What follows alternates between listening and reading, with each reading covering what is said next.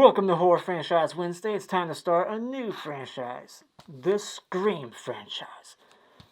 What's your favorite scary movie? Not Scream. But anyways, with Scream 5 coming out in about a month, I thought, why not go back and watch these movies again with a critical eye? And let's start with Scream 1, which came out 25 years ago. I just watched it on the anniversary. This came out around Christmas time. And I don't know why they're not releasing the fifth one around the same date. That would have been perfect. 25 years later, the fifth movie on the same day as the first one. I guess they didn't want to compete with Spider-Man or something. I don't know why they didn't do it, but fuck it. Whatever. So, Scream 1, 1996, directed by Wes Carpenter. Written by Kevin Williamson, who did I Know What You Did Last Summer, and The Faculty. One of those I love, the other one I hate. You can check out my reviews to find out which one's which. So, let's get into it. Quick, history, my history with this franchise. I saw them all at a somewhat young age, probably around middle school, right before. On TV, I just caught them, bits and pieces. The first one I think I saw was part 3. Like, my earliest memory of the franchise is Cotton Weary's death, spoiler, in the opening of part 3. It's like one of the first things I saw, and I always thought that was the first movie, but that's the third one. So, yeah, I've been a casual fan of this franchise. I'm not a huge fan of it. I like it, but I don't love it. I don't sing its praises. I don't go around saying, it's a masterpiece, it saved horror. I'm not one of those guys. But I'm not one of those guys on the other side who's saying that it's dog shit and overrated. I'm right in the middle. So, and it's a franchise that I'm familiar with enough. I've seen all these movies about a few times each. It's not like other franchises where I've seen them too many times. I've seen all these maybe 3 or 4 times each. So yeah, let's jump right into it. I'm not going to say a plot synopsis. You know what it's about. Come on, just look it up. Getting into my likes. I like that this movie opens up with a scream, because it's called Scream, so it's a perfect way to open up the movie. But it was also going to be called Scary Movie, which ends up being the title of the spoof of this movie, which this movie itself is kind of a spoof of the slasher genre, so it's weird. And I think Scary Movie would have been a much better title. I think it would have fit this movie better, in my opinion. And I also like the voice that Roger Jackson provides. He's the Ghostface killer. He's just the voice on the phone. And he used to be Jojo from Powerpuff Girls, a cartoon that I actually used to watch as a little kid. Not afraid to admit that. Yeah, I used to watch Powerpuff Girls as a kid. I had no idea that Jojo, whatever his name is, was Ghostface. And is he going to be Ghostface in part 5? I hope so. I hope they don't change that like they did in the new Saw movie. But also, while watching it this time, it sounded like Jack Frost in the cheesy B, killer snowman horror comedy from 97, around the same time as this movie. It sounded like Jack Frost in moments. I like that the killer in this movie uses cell phones to call his victims and taunt them and scare the shit out of them before he kills them, and that he's giving them movie trivia, horror trivia. Just thought that was a unique spin on the killer using the phone gimmick, because it's been done before, but not with a cell phone. But you've had Black Christmas and When a Stranger Calls and so many other horror movies. Silent Night, Bloody Night, which came out in '72. Like, there's been creepy Prom Night, creepy voices on the phone calling the victims before they kill them and saying and making weird noises. Like, it's been done, but not like this, where he's calling them with a cell phone, because now it's the late 90s, and he's giving them movie trivia, and I like that idea, and I love how meta and self-aware this movie is. They don't overdo it, they don't go overboard with the meta shit until like part 3, where it gets a little too much. It's just the right amount of tongue-in-cheek, meta, self-aware humor in this one. It works the best in this movie. And I like that they're calling out the tropes and saying, why would you run upstairs when there's a door right there, and just pointing out stupid decisions in other horror movies, and, pointing out the rules of horror. I like all that stuff. It's like for the fans. This is a horror movie for people like us, people like me, and, who grew up watching older horror movies and the slasher films of, the 70s and 80s. Like, this is kind of like a love letter to those movies while, kind of poking fun at them at the same time. But it's not really insulting, not to me. And I like the ghost face mask. It's not creepy, really. It's not really all that creepy. But it's not goofy. If it was silly as fuck and it just made you laugh when you saw it, then I would have a problem. But I like that it's just a costume that anyone has access to. They can get it at their local like Spirit Halloween. Therefore, everyone's a suspect. Everyone has access to this thing. It's not some special outfit that they created themselves. And I love that they use it in all the movies. I wish that Halloween, did that with the mask. I mean, it's technically, the same mask, but not really. They keep fucking changing the look of it.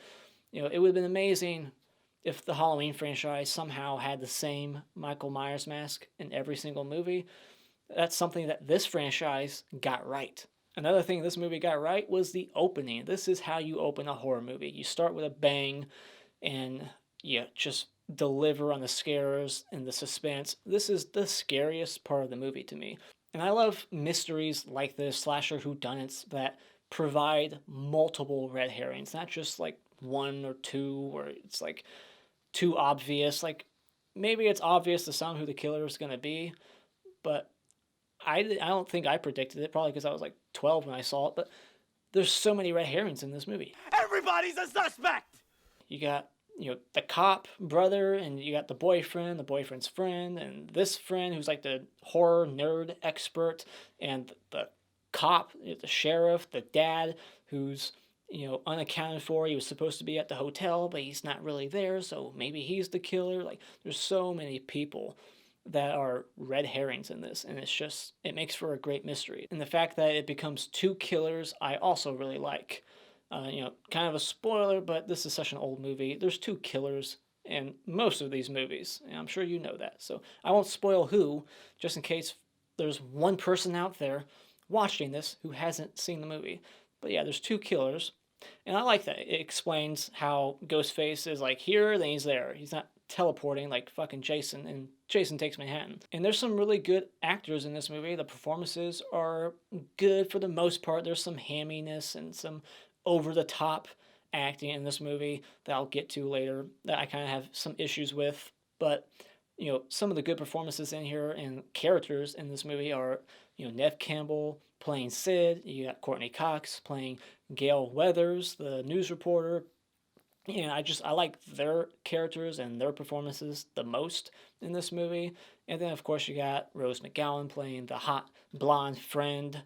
And, she looks amazing. And so, yeah, and I like the guy who plays the boyfriend, Skeet. And Sidney is a pretty good final girl. She's almost like Ginny from Friday the 13th Part 2 level of kick-ass. Like, in the third act, you get like a cool, long Friday the 13th type of final chase where it's just her.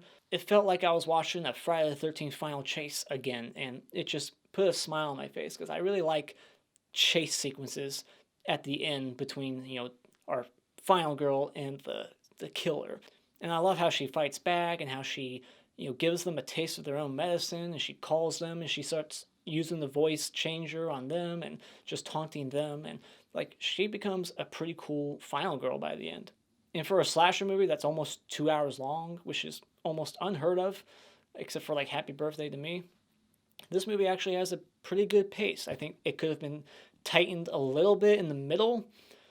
Before they get to the big party, there was just some things in the middle that could have been shortened or taken out completely. There was maybe a little bit of filler.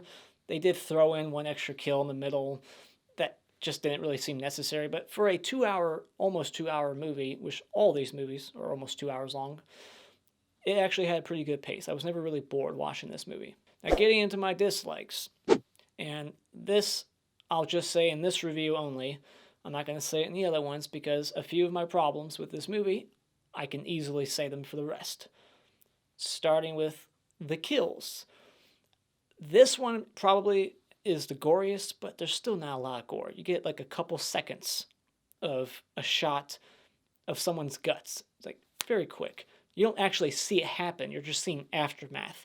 You see aftermath in this movie, And it's a lot of like gut stabs and back stabs, and these killers can't kill for shit by the end of the movie. They're very clumsy, but I get it. Wearing this outfit, you would be tripping over yourself every 5 seconds, and with the mask on, you wouldn't be able to have good peripheral. Like you wouldn't be able to see around you. So it's a bad idea to wear a mask in this outfit as a killer. I don't recommend it.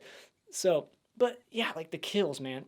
You get one creative kill in this movie, but at the same time, it's fucking ridiculous. Like, I appreciate them giving us at least one creative kill, because that's what I like in a slasher movie, is to have at least one standout kill that you can remember that slasher for.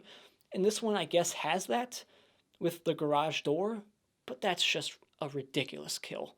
It really just takes you out of it, because you're like, bullshit. So yeah, kills, gore, just not enough of it. Not enough creativity in the kills where it's creative but not stupid. In this franchise, they're just all, in every single movie, it's stab, stab. That's why the movie within the movie is called Stab, because that's all you get is stab, stab, and it's lame. And then another thing for all four of these movies is no nudity, no TNA. You get beautiful ladies who tease it too. It's like, it's one thing to not show anything, but it's another thing when you pretend like you're going to. And another thing I could say for all of these movies is there's no real good like theme, soundtrack, some catchy, melody. Like there's no like 1-2 Freddy's coming for you or a key ma ma ma. Like this is a franchise that doesn't have like a consistent, familiar, sound that goes from movie to movie, that when you hear it, you're like, oh, that's the Scream franchise. Like this movie, this whole franchise, kind of like the Evil Dead franchise. I'm thinking I can't remember what the score sounds like in that franchise. So that's another franchise that needs a better score and soundtrack. Like whatever song they play in that one scene, especially when they're like driving down the road in the cop car with Dewey, and it's like, it took me right out of the moment. I was like, what the fuck am I listening to here? Like, it doesn't belong in a horror movie. And another thing that I can apply to all four movies, this complaint, is the motivations and how long they talk about them. Just get to the point and kill her already.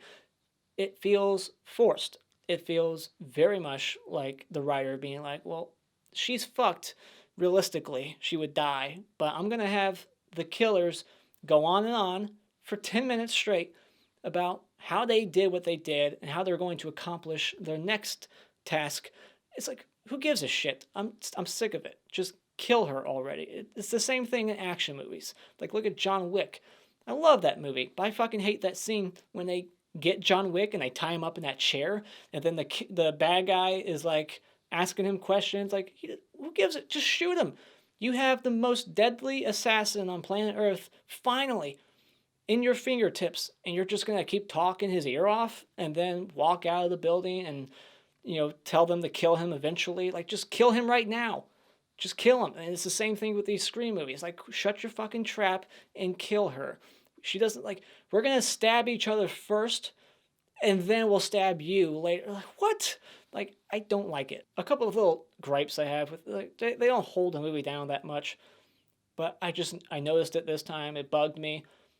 The trope of like having a doofus cop, and his name was Doofus in the Scary Movie, but in this one, like Dewey, I don't like his character, and because of how over the top, like childish and weird, and I don't know what to do. I'm a doofus cop. Like, stop. I don't like it. They always, in these horror movies, they always try to portray law enforcement, cops, as just inept, stupid, ignorant. They can't do anything. They don't know shit. It's annoying. And another little nitpick is, like, I found it a little unbelievable, especially in the day and age that this came out. It's not like now with Twitter and, everything we got. It's just unbelievable how fast info just seems to leak in this city. Something will happen, and then 40 seconds later, everyone's at school talking about it, and they have all the details. Like, how the fuck do you know? Another couple of little issues I have with the movie is some of the characters. Some of the actors get a little too hammy and over the top for me. Some people might like that. It works for them.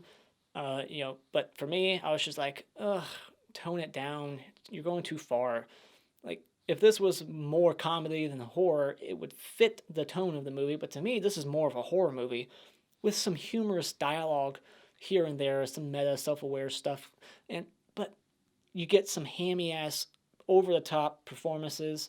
You get Matthew, who gets very over-the-top. And then even, like, Jamie Kennedy, I wasn't a big fan of his character. Like, he's supposed to be me, like, but I just didn't really care for him like everyone else seems to.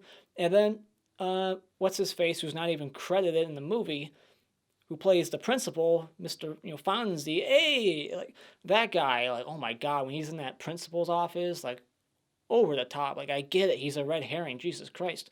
Another little gripe I had, and I don't want to say the name, I'll keep this still spoiler free. There's a character that dies in this movie, and no one really reacts to it. You get one person's reaction very quickly, but because of what's going on, they don't have time to really, sit there and cry about it. But the person who we should have seen a reaction from, we don't see it.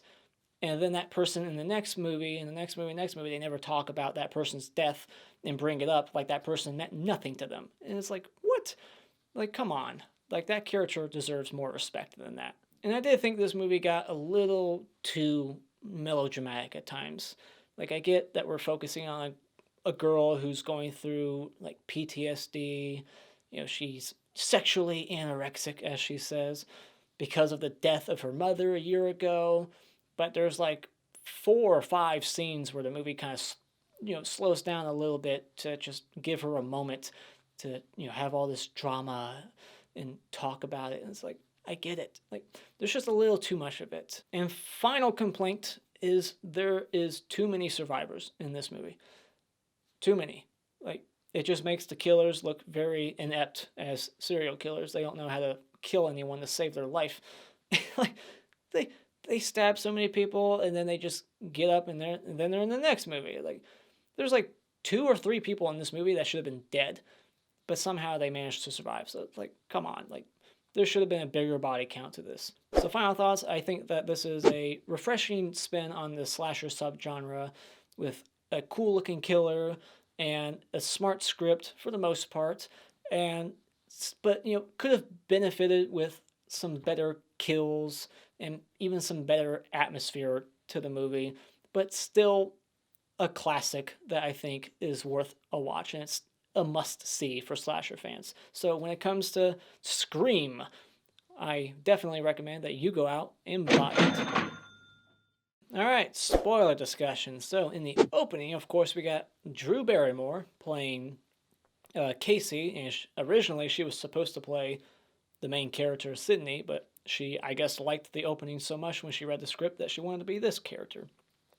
And so, we get this phone call, and she's talking about all the Nightmare on Elm Street sequels, how they sucked, which is just funny to hear when you know that this is directed by the guy who made the first one. I like that movie. It was scary. Well, the first one was, but the rest sucked. The third one did suck. The third one's pretty good. But yeah, she's like, my favorite movie's Halloween, which is Kevin Williamson's favorite, scary movie, he said. And which would explain the Halloween shit we get later on in the movie that they're watching at the party, and how they even use the music in this movie. Like when she's on the phone with the killer and she's talking about Halloween, you can even hear the Halloween soundtrack being played. It's very subtly. It's not like they kind of slow it down, but it's the Halloween soundtrack. And he gives her a movie trivia that was improvised, I think. Like, he didn't call her wanting to give her trivia, right? Like, that was like in the moment. But I guess he liked it so much that when he called Sidney later on, he's like, I'm going to keep doing this. I'm going to do this trivia thing that he just came up with on the spot because of their conversation. Name the killer in Friday the 13th. Jason! Jason! I'm sorry. That's the wrong answer. How many questions was he going to ask her? Was he just going to keep going and going? Like, okay, fuck. Like, she's got to get an answer wrong some point so that I can kill this guy. So, like, how long was he going to keep that going? I did think it was a little ridiculous that she wouldn't call the cops, like, right away. Come on. Especially after, like, the second time she hung up, like, I would have been, like, instant, like, 911. She had time to call the cops. So I call bullshit. Like, dumb decision. And she was like, who's there? And I love that they call that out. He's like, don't you know, like, you should never say who's there. You might as well go out and investigate a strange noise and get yourself killed. So I love all that stuff. And, when the parents get there, they say, go over to the McKinsey's house, Halloween reference. And another Halloween reference, I'm not sure if they did this intentionally, but I kind of picked up on it, was they have like a Halloween 2 moment where she sees help in the distance, but she can't scream like Laurie in Halloween 2. There's Donald Pleasance going into the hospital. What does she do? She doesn't scream for some reason. It's not like her throat was stabbed. Like Casey, she has an excuse. Laurie, what was your excuse in Halloween 2? You're too scared to scream for help? Lazy. But yeah, I love that. Like, she got stabbed in the throat, so she can't scream for help. It's brutal. And then she's gutted and then on the tree, hanging. Like, this is the most gruesome shit you get in this movie. It's all in the opening. Then you get that shot of her body, like, zooms in really quick. And I heard that was because of the MPAA. They're like, you can only look at the dead body for so long. If it's on screen for more than 5 seconds, by golly, we're going to give you an X, because we got to think about the children. They're so fucking stupid. And it still happens to this day. MPAA slashing their way through every fucking movie, trying to trim everything down. Fuck them. But anyways, yeah, I just love the opening, and it was really weird to hear the mom's scream looped. Did you notice that? They loop it like 3 times. Like, like they use it more than once. It's not her screaming again. They loop it. So then we get the scene where she's like, I want to make this a PG-13 relationship, and shows her tits. I'm pretty sure that would be rated R. I haven't seen many PG-13 movies that actually show breasts, especially in a sexual way. When it's sexually done, R. So it would not be PG-13. So I have to call bullshit on that, Sidney. That's not a PG-13 relationship. That's rated R. So the boyfriend, Billy, he sneaks into her bedroom, kind of like Glenn in Nightmare on Elm Street. And then later on, Tatum is wearing a jersey that has like the same numbers as Glenn in Nightmare on Elm Street. So we get some little subtle Easter eggs here, some nods to Wes Craven's best film in my opinion. This is close second. But Billy, is that a nod to Black Christmas? If so, bravo for showing some respect to that classic masterpiece, in my opinion. And it makes sense. It's perfect, because what's he doing? He's making creepy phone calls, just like Billy in Black Christmas, if that's even his name. So that's the perfect name for Billy. And, his last name is Loomis. Halloween right there. So, yeah, lots of, name drops in here, like, oh, Wes Carpenter, and, stuff like that. So the sheriff in this movie, he's in Nightmare on Elm Street also. He's a deputy in that movie, and now he's a sheriff in this movie. It's kind of weird to think about it. These movies exist. The Nightmare on Elm Street, the Halloween, those movies, they exist in this movie's universe. But they don't recognize their sheriff. Like, hey, it would have been funny if they were like, hey, sheriff, you kind of look like the deputy in Nightmare on Elm Street, just, older. I like how Sidney, she runs upstairs instead of outside. Like, she's on the phone with the killer, and she's like, talking about how the bimbos in the movies, they always run upstairs instead of outside. But then when it's her in that situation, she runs upstairs and does what she makes fun of in horror movies. But it's because the front door was locked. So I understood why she ran up. It was just kind of funny. But yeah, so they're attacking her now. Even though, their plan is to kill her later, they don't really want to kill her now. They want to kill her after they've killed everybody else and, can frame the dad. But they need this attack now, I guess, which would only work if she, does what she does, fight back. Like, what if, she was stupid and for some reason didn't defend herself? Like, when he, is choreographing his stab, he's going, up real slow. What if she just, for some reason, let him stab her? Then she would have died, and then plan's kind of ruined. The plan would not have worked. I guess they're doing this because they just want her to know that the killer is using, cell phones and calling the victim so that that information can get to the police. The police have to know about the whole killer using the phone thing so that later on they can frame the dad, by planting the cloned cell phone on him. So that's why this scene, I'm guessing, is happening like this. They need her to know about the phone shit to spread that to the police and blah, blah, blah. And they need to see the mask. That's why they leave it, because why else would Stu or Billy leave the ghost face mask like on the front porch? That's just clumsy and stupid, unless they want the police to know what the mask looks like so that they can tell the press exactly what the fucking mask looks like so that everyone the next day at school can already know about it. So, like, word spreads so fast. Like, the next day at school, the kids know exactly, like, oh, Sidney was attacked by a ghost face killer wearing this mask. Like, how did that information leak? The cops have loose lips. The press is just getting all the information they want. So now all the kids the next morning are running around school in the ghost face mask already. So he's like holding the mask. Like, that felt like a forced scare. Like, she opens up the door. There's Dewey holding the mask. Like, why is he holding it? A, no gloves. DNA, man. Wear gloves. And then, like, he's just holding it up. So, like, that's silly. So, yeah, like, and then, Billy, for some reason, I guess it's just, like, he's having fun. That's what I'll chalk it up to. Like, he's having fun. He just, for some reason, wants to make his girlfriend suspect him. For some reason, I was like, I'm going to go in there after you attack her, Stu, and then I'm going to drop my cell phone on purpose to frame myself, and then, you'll give me an alibi by calling her while I'm inside the jail, blah, blah, blah. For what reason? You don't really need to do all that shit. I thought it was really funny that they call cell phones in this movie cellular telephone. Like, a cellular telephone, really? Just call it a cell phone. Like, that just shows you that this is, like, the 90s, and no one said cell phone yet, I guess, but that's what the sheriff called it. It's like, what are you doing with a cellular telephone, young man? Everybody's got one. Obviously not, because why else would he be asking you? Quick question, why does Tatum have 2 twin beds in her bedroom if it's just her? She doesn't have a sister. Yeah, I don't think she sleeps with her brother every day. He has his own bedroom, right? So why does she have 2 beds? I mean, does Sidney sleep over there like every day, every weekend? Like, she sleeps over there so often that they're like, fuck, she practically lives here, so let's just bring in a second bed for Tatum. Like, why does she have 2 beds in her bedroom? Then we get a Linda Blair cameo as a news reporter.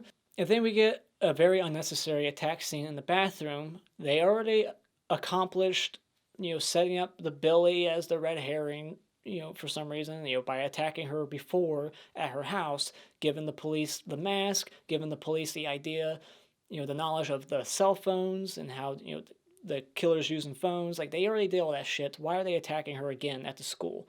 They want to attack and kill her on a specific date. It's not that date yet. Why are they attacking her at school? It's too risky. It's dumb. They could easily get caught. But the guy wasn't even holding a knife. So was that Billy or was that Stu? Who was that?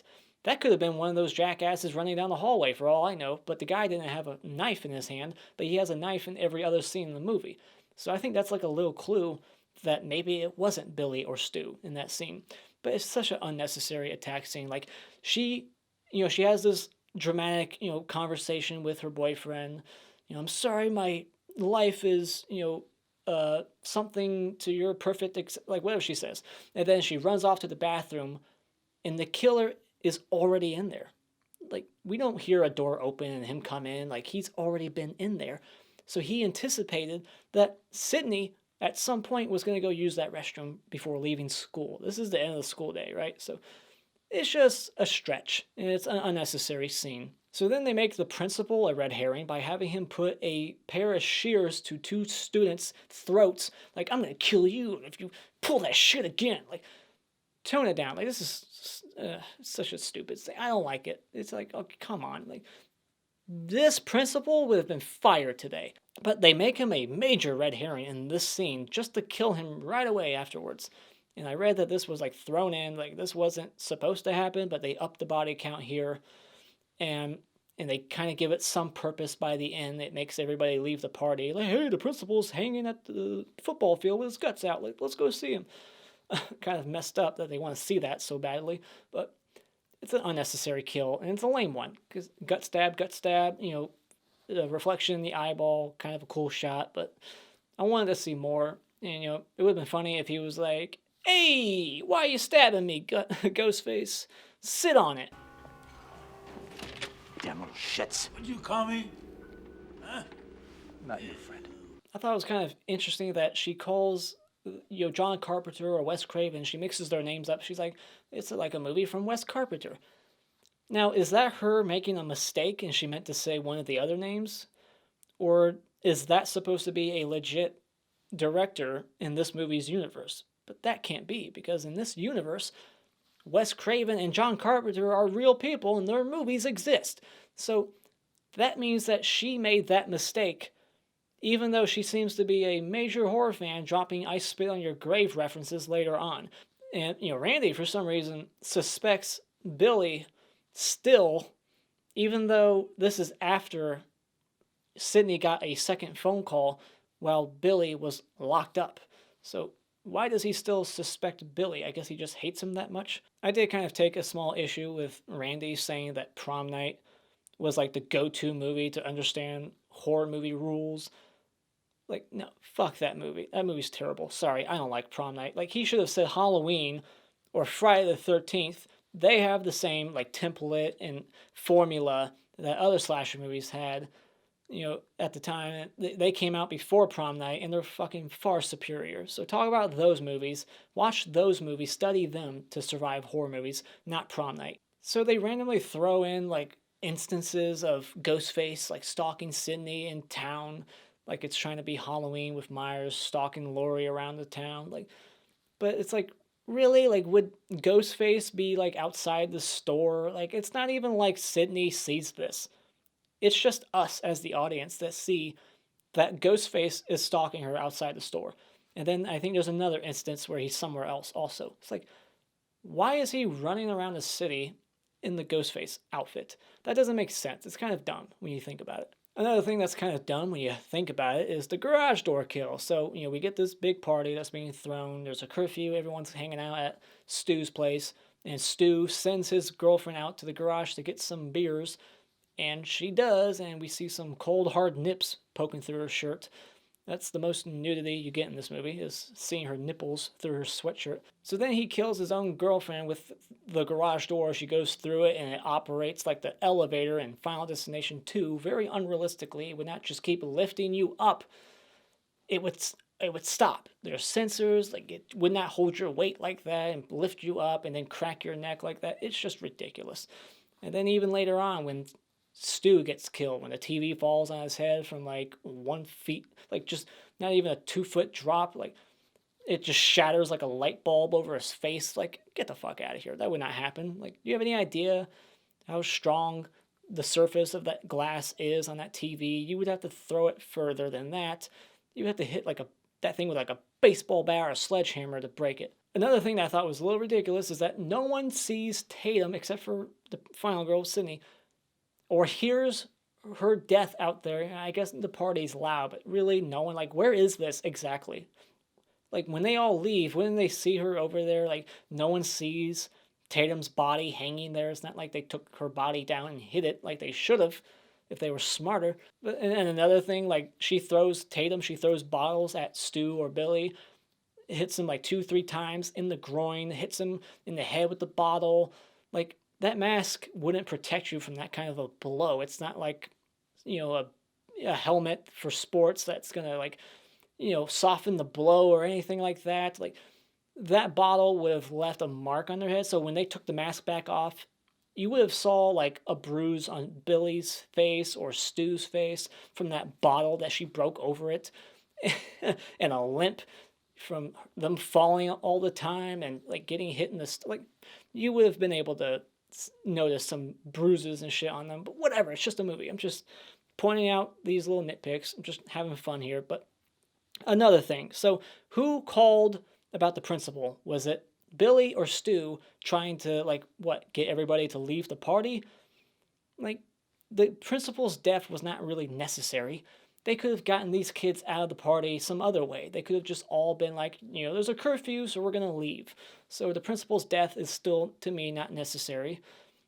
And I just have to wonder who called that in. And again, word spreads quickly. Everybody just fucking knows about it. And they're all like, let's go to the football field. So Sidney, even though she still suspects that her boyfriend might be a murderer, she fucks him anyways. I just thought that was interesting. Like, if you suspected him, why would you have sex with him? And then another why question, like earlier with like, why is Billy wanting to frame himself? Now he wants to pretend kill himself. Like, why? And how did they pull that off? It's not like he has like hidden, blood packs underneath his shirt. We saw him shirtless, put the shirt on. He had nothing there. So the knife, I guess, was throwing blood off of it. Like, how they set that up. Like, and what's the point? Why? Like, he could have just revealed himself right then and there. Like, all right, I got what I wanted. I got sex from you, so now I'm going to reveal that I'm the killer. But no, I got to pretend like I'm dead just to come back not even an hour later. For what reason? There's no real reason other than he's just having fun, I guess. One thing that really just bugs me, and I know this review sounds like I'm just shitting on the movie at this point, but, that's what this is. I like to have fun pointing out little stupid things and nitpicks. But one thing in this movie that really bugs me, especially when that Kevin Williamson is like a major fan of Halloween, and these characters are supposed to be major fans, or at least one of them, Randy, right? They're watching Halloween, and when they get to the Bob kill, I think you know where I'm going with this. They get to the Bob kill, and one of the jackasses on the couch says, "Oh my God, there's too much blood. It's so red and fake. Why do they do that? There's no fucking blood in that scene at all." Then, of course, you get one of the iconic Randy scenes in this movie where he's going over the rules of horror. And, rules that don't really apply to every movie. I mean, hell, even Halloween. Like, don't do drugs, you'll die. Well, Laurie Strode was smoking pot with Annie, and she still survived. So it doesn't really apply to everything. I do really like the moment where there's like the 30-second delay on the camera, and you have Jamie Kennedy on the couch, like, look out behind you, Jamie. And the killer's actually behind him.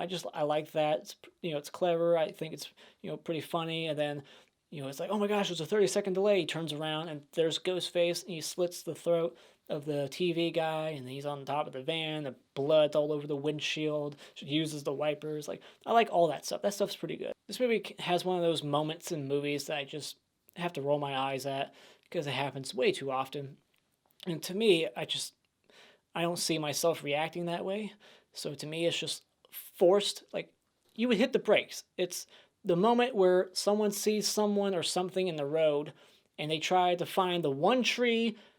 It could be like the only tree in a 100-mile radius, and they find it, they hit it, and now the car won't start, or they die or whatever. Like, you get the same thing here. Sidney runs out in the road. Gail, she swerves the car and hits the tree, and you think she's dead, but it's like, come on, Kevin, you're better than this. Dewey, he has 9 lives. He gets stabbed in the back in this movie, survives. Then, spoiler, in the second one, he gets stabbed again in the back, survives, and then you think it's almost stabbed again in part 3. Like, he just keeps dying, but coming back. Like, this guy won't fucking die. And he should have been dead, honestly. Like, I think his character should have died. And then we get a cool, like, Annie from Halloween moment in the car when, Sidney's in the front seat and the killer comes from the back and grabs her. It's even kind of like shot the same way, too, almost. So I like that moment. I like how they use the Halloween music that's playing on the TV, in the background. They used that for the score of this movie in that scene. I love, like, hearing the John Carpenter soundtrack playing in the background. So then we get the big reveal, the big, twist. There's 2 killers. It's Billy and Stu.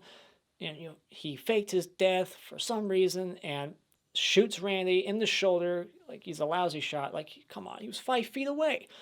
Anyways, like, another character that could have died in this movie. So, yeah, we basically get a happy birthday to me reveal here, where it's like, my mom left because of your mom, so now I'm killing you and your friends on a specific date because of it.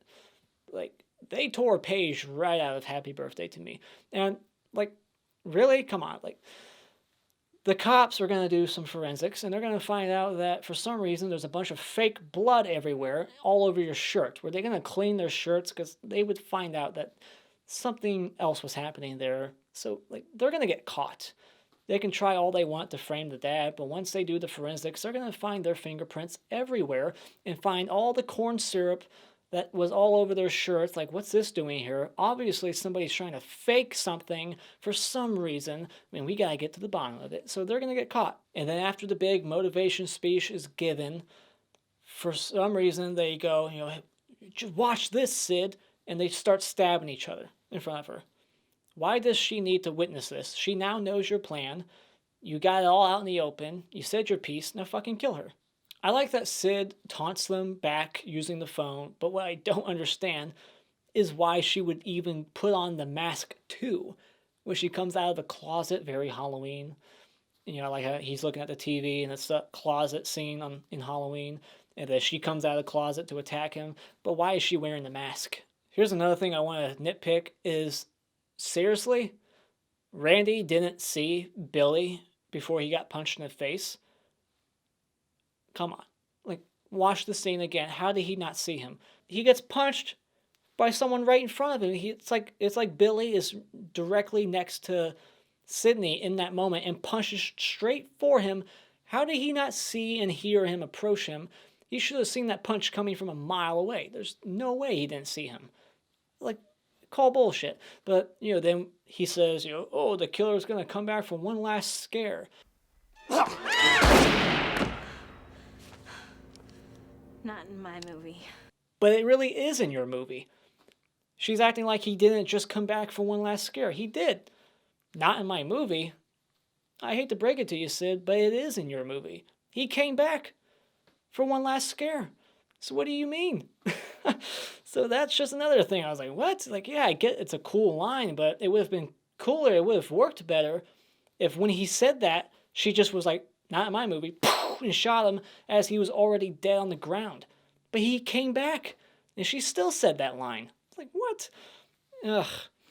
And then, yeah, the movie ends. Gail's giving her report, and this is when they should have had somehow, like, Dewey find out about Tatum's death. He never finds out. Like, we don't see him find out. Nothing. Like, it's just, that's how the movie should have ended. She should have been in the back of the ambulance with him and broke the news to him, but instead, she somehow already has a new replacement camera guy. Like, how much later is this? So anyways, there you have it. That is the end of my very long Scream discussion. I'm sure I'm going to get some hate for all my nitpicks, but, I'm just having fun here, pointing out some stupid little things. I have some questions, and, I'm just having fun, all right? I'm picking it apart, but I still enjoy the movie, all right? At the end of the day, I enjoyed it. I just have some questions, and there's some little stupid things in this movie that I have to point out. So that's just what I do. I like to do that. So, but what are your thoughts on this movie? Let me know in the comments below. And as always, if you like what you've seen here, you can hit this like button and become a subscriber today just by clicking on my cartoon face in about 5 seconds. And remember, it's all an opinion. You don't need to get upset about it.